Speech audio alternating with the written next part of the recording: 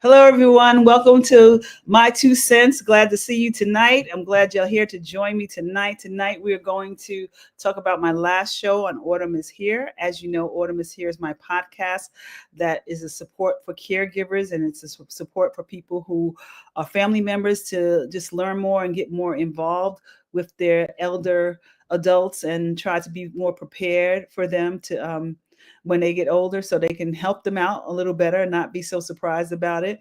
So, Autumn is Here. We had a podcast and it was about caring for men. It was Patricia Battle, and she expressed how she had to take care of two men in her life, two men that were very dear to her, her father and her spouse. And that's it's difficult in itself. Taking care of someone who you looked up to and who was the provider and the protector of you, it's very hard to be able to switch roles like that. So she talked to us about that. So that was a show on Autumn is Here. Um, it was something where very heartfelt because was um, she was she did took care of her father first, who was up in age, and he had different issues. He had dementia, and he did not live with her. She lived in another area, so she had to actually move him to her house.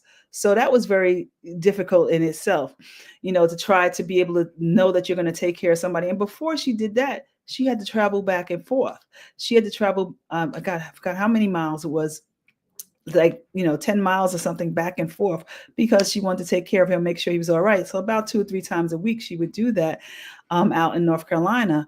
But it got too much for her, and that's something to think about. It's something to think about what will happen if our parent who does not live near us gets ill or has dementia or needs some help. Like, how are we going to do that? Who is going to be the one to do that? Do we have brothers and sisters that's going to help us out? I don't know. There are people that are going to, that are going to have to do it. Somebody's going to have to do it. But are you already set up? Maybe it's time to set up for them to have some care outside. It's time to plan that if they don't live by you, because what happens is you're going to have to be the one. And if you're the one and you're going to have to travel back and forth, that's a lot. And Patricia, she was working when she did this, so now she has to go back and forth, and she had a full day at work. So it's very difficult, and that's one of the things that you have to think about is, like, how far your parent is it time to move them closer? Is it time to move them with you? Those are things that she had, the challenges that she had to deal with, and that's, let alone dealing with dementia. Hi, Raven, good to see you this evening. Good to see you. We're talking about caring for men, and we're talking about Patricia Battle. She had to do that for her father and her husband, and that's very difficult to do, especially to people in general. But it's kind of hard to do it for men that were your protector and providers. So she also had challenges where she could not travel back and forth, so she had to bring him home to her. So then he had to live with her. And even when he lived with her, there was challenges there too, when he leave with her, it was like you don't realize how much involved it is. And when they live with you, little things you don't even think about. Raven, you saw the story on Autumn is Here. Patricia's story was very touching. Glad I was able to see it. Oh, thank you for seeing it. Yeah. It was. Sometimes people, you go, why me? Or sometimes you just kind of jump into it. And like she said, she wasn't really thinking about being a caregiver, just taking care of her dad, going back and forth. She wasn't at first thinking about it, and then realizing that, oh, wow, I'm actually a caregiver. I'm taking care of my parent now. When you start taking care of your parent, or even little things, you may not even realize that you're a caregiver. If you start looking after their business, making sure they go to their doctor's appointment. You may not live with them, but if you're doing things like that, making sure they have certain food in their house, making sure they take their medicine. If you start doing different things like that, and it's because they need you to do it, not just because you want to do it, but because they need you to do it. You're becoming a caregiver, and sometimes we just do it, but we don't realize it, and she didn't realize it at first, but she was becoming a caregiver. And when she had to move him at home, you don't realize all the different things that you have to deal with, like him getting up and making food and in the middle of the night, or walking around, or especially if you're on two levels. That's scary when someone is older in the 80s and 90s trying to walk up and down stairs, you know and you can't sleep. How do you rest?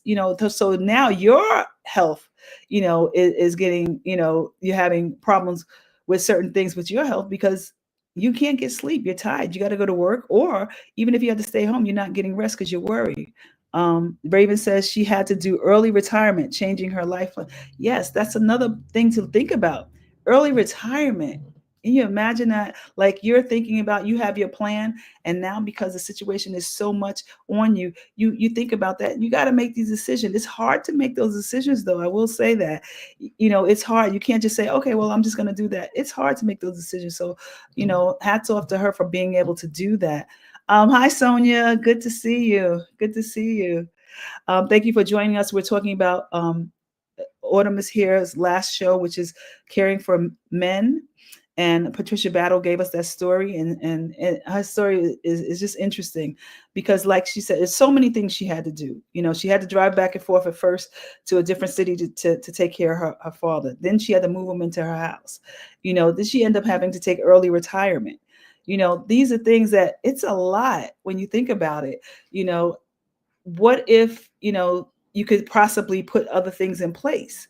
Maybe there's some place they may have had some extra help, and maybe at that point she didn't even think she needed extra help. She just needed him to be closer to her. You may not realize it, that you may need extra help, and some people don't want other people to do it. So when they live with you, then you realize how difficult it is. And then after that, he got to a point where he went and he drove his car, and he got lost, and he went on the wrong side of the highway, and that's how the police found him, and called her to come get him in another part of North Carolina. So it can be very dangerous. It was very hard taking his keys, but you had to. And that's one of the things we talked about, is that, there are some times where you don't want to take away everything from them, especially things that mean so much to them, like their keys, or driving, or going certain places and stuff like that. You don't want to take it from them. But when it becomes dangerous to them or to anybody else, then you have to. And that's another hard decision to make, because you don't want them to get frustrated. You don't want them to feel bad, feel like, they're not in control. So there's a lot of emotion that goes into that. But because of that, she had to take him. He wasn't giving him up. He still didn't, even after the police brought him home. He wasn't giving him up. She had to say, well, the car is not functioning, and they took his keys and didn't let him see the car anymore. So, and you have to be creative like that. That's another point. You got to be creative. You got to think about it. Think about the things that you have to, you might have to do. Like, you might be thinking normally, well, I'll just tell him he's not going to drive and all that. No, that might be more frustrating. So you have to make up something. You have to be creative. Remember that they're not the same person that they used to be, and the situation calls for, sometimes some drastic things, or some things you wouldn't even think about. You don't want to lie to your parent. You may not want to, but you might have to. And she had to, for his safety, and eventually she had to go to a home anyway. So he went, and when he went to a home, that was a very hard decision for her to make. It was just tough, but it was just too much, because he was trying to climb out the window. He was up in the middle of the night. He was trying to cook. It was like, so there was no rest for her and her family. So they had to take him to a facility so they can, watch him. And then even that was picking out one, and picking out, just being specific about which ones will help her, which one is better for her, which one is for him, which one gives him more activity. It depends on your person that you're caring for. It depends on what they need when you go for them to take them to a nursing home. You kind of have to really see the person that they are, but also the things that they need at that time. things that they need at that time is very, very important, so she had to do all of that, and that was just with her father. Hello, Jakai, thank you for joining us tonight. We're talking about my last show, caregiving for men. But thank you for tuning in. So here tonight on My Two Cents, and we're talking about that, but we're also talking about what are things that possibly you may have to do yourself, plans that you may have to make, plans. I want people that are listening to think about it. If you have males in your family, if you have, and of course caregiving could be female or male, but I'm just saying specifically for this, if you have males in your family, you know how is it going to feel if you are female and you're the only female, or you're the only person that you might have to take care of them? Are you ready for that in the emotional part of it? Are you ready for taking care of somebody who was in charge and who took care of you, and who was the protector? And you know how men have their pride and things like that. Now you have to wash them up and things like that. It's a little uncomfortable. Are you prepared to do that? That's something that you have to do, emotionally and psychologically, and some cultural things, plays a part in that, and then after her father passed, a few years later, her husband was diagnosed with leukemia, and she had to take care of him. And the thing about it, she said right before that was the pandemic, and they were spending time, they were exercising together, they were enjoying the time together. She said life was good. And then he got a pain, and they checked it out, and it was leukemia. So that was very hard for her. And it's a different, she had to care for him, but it was different. He had a lot of treatments. He had to go to the doctor a lot. He had a lot of treatments, um, a lot of things that were costly. Another thing had opened up, you know what I mean? Like the bills and the things like that. This is, you're going to have to get medicines and stuff like that, especially for something as serious as leukemia. But how are we going to do this? How are we going to pay for bills and stuff like that? Hi, Deborah. How you doing? Thank you for joining us tonight. We're talking about caring for men, and she had to take care of her father and her husband, but her husband, had a different illness that was breaking down his body, that they had to go to the doctor, go to a hospital, get treated for. And actually, at one point, they had to live in another area because the hospital wasn't by them. It was closer to this other area. They had to live there for some months to get the best treatment. These are things that it's really tough to think about and that you have to do. She had to really arrange her life differently. She had to come back and make sure the house was okay, and come back and forth a little bit to make sure the house was okay.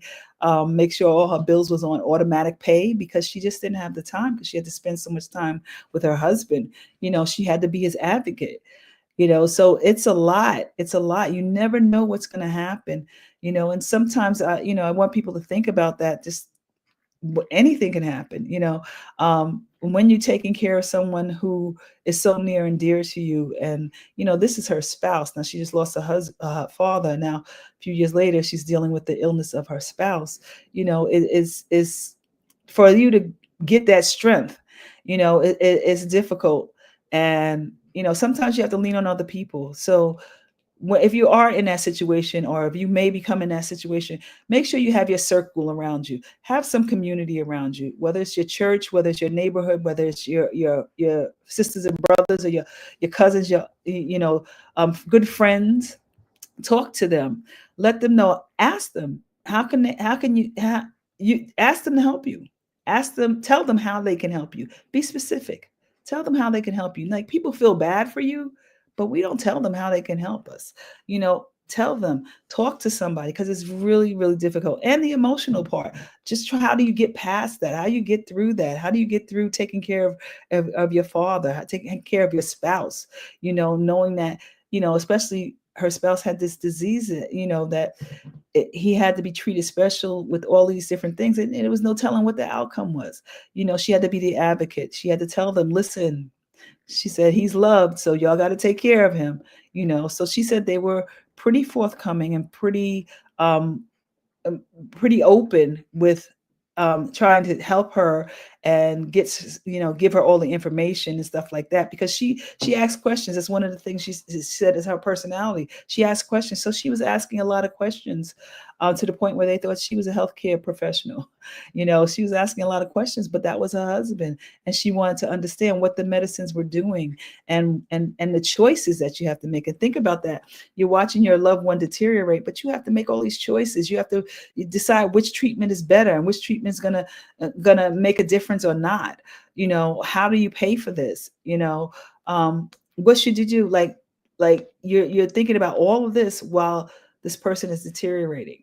And that's just a lot. So for anybody to deal with. And of course, if you have your family members involved, that's great and stuff like that, but it's very emotional. And her story is very strong and very honest and open, and she was giving people some really really good points, like make sure that you take care of your business. Make sure that you take care of your directives. What's going to happen if something happens to you. Put these paperwork in place. Know where your paperwork is. Know the medical stuff. Understand the business of the house. Like some people say the man takes care of everything in some people, and in some households, and some people are still like that, where the man takes care of everything as far as the business and stuff like that. But what happens if something happens to him?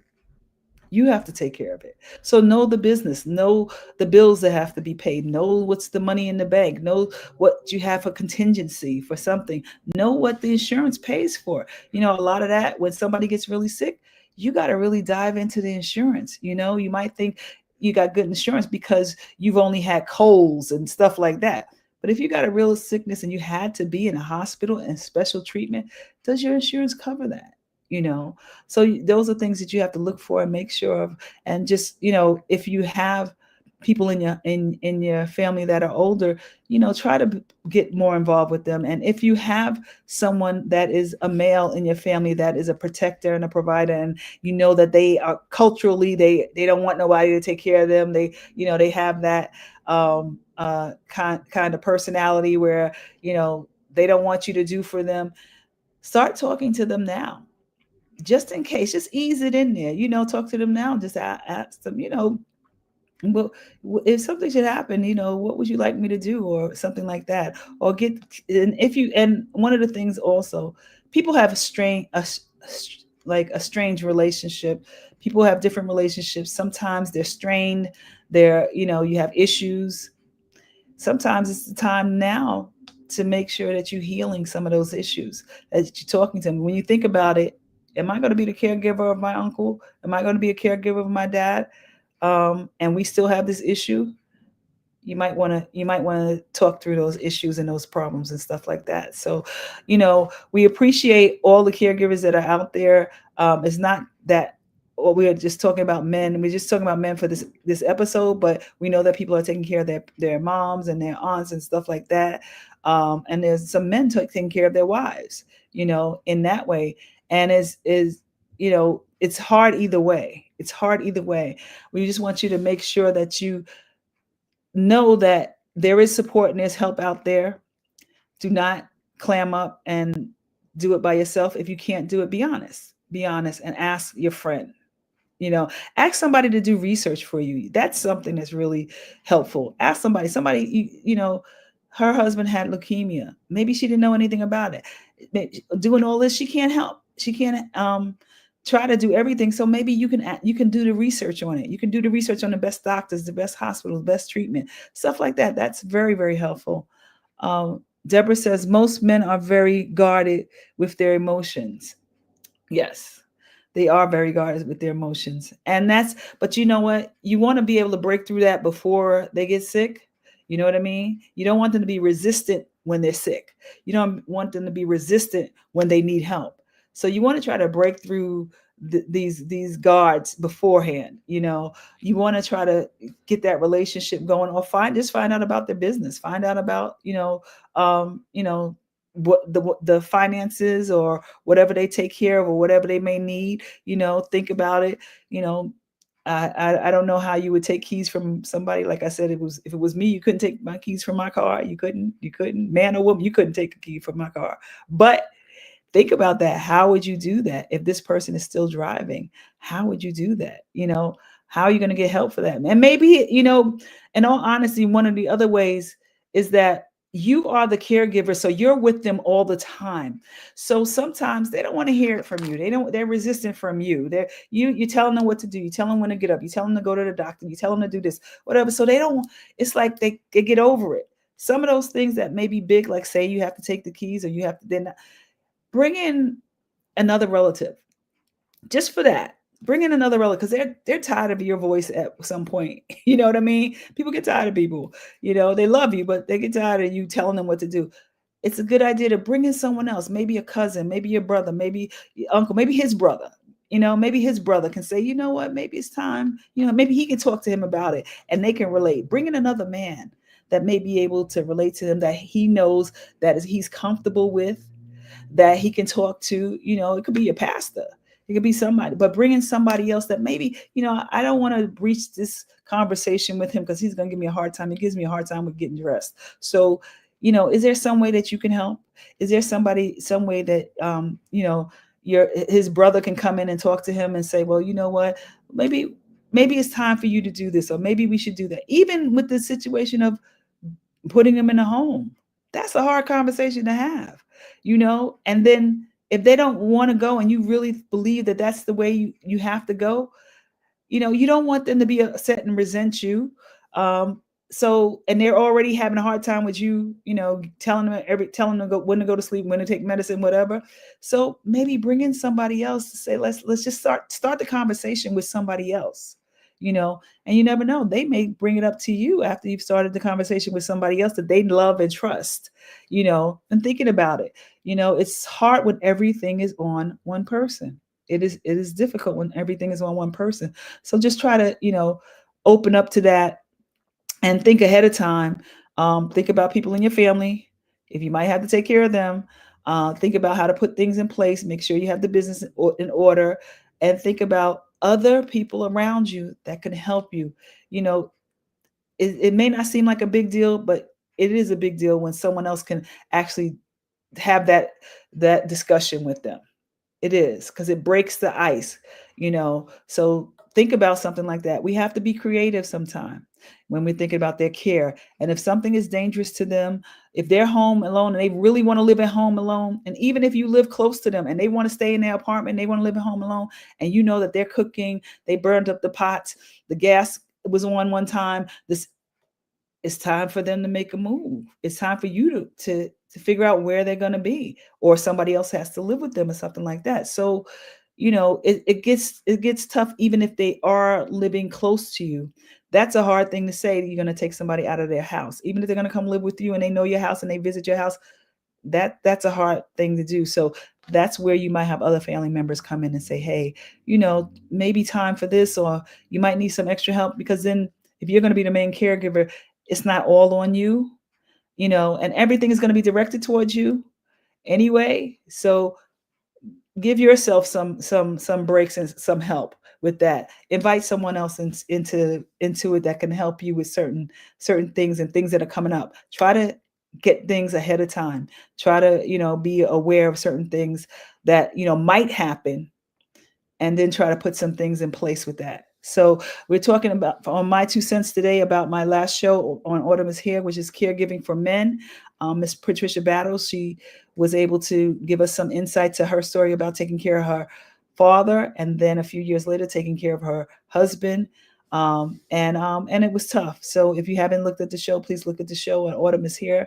My 2 cents are just giving some more insight. We don't want you to miss the points of the show, the things that she said that will help other people. Please share the show if you can. Share it with somebody who might need it, or somebody you might think is going through it, or somebody you might think is afraid to approach their parent. You know what I'm saying? You can tell that there's something that they might need to do, or it might be that time, but they're afraid to kind of approach their parent and have an honest um, conversation with them. Show them this episode. Maybe to help them to understand, like, it can, it's tough. it's tough. So it's maybe better to, start some things now, because you never know. You never know. So you have to be the advocate for them. And if you have to be the advocate for them, then you have to make sure that you have as much information and education and knowledge on the situation as possible. All right. Thank you all for being here on Autumn is Here. I appreciate your time. I appreciate you clicking in tonight and showing up tonight. I really do. Thank you for continuously supporting me and looking at Autumn is Here. I appreciate that. And I will see you next week. Hope you tune into the show. Don't forget to check out the show. And hopefully, it'll help somebody. Share the show. Don't be afraid to share the show. All right. Thank you. Good night.